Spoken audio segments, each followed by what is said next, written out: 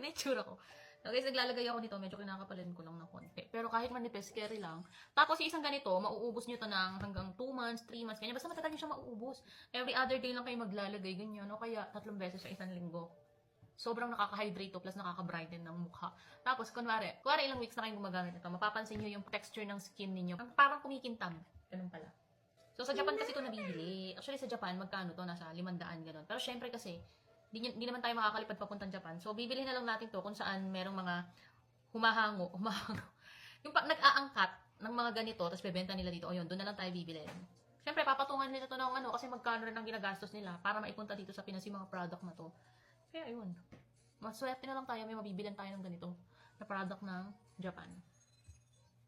Diyan ako bumibili ng facial wash ko nung hindi pa ako napupunta ng Japan. Diyan ako bumibili ng facial wash ko, yung Melano C na facial wash, yung vitamin C na facial wash. Ayun. Diyan ko siya binili.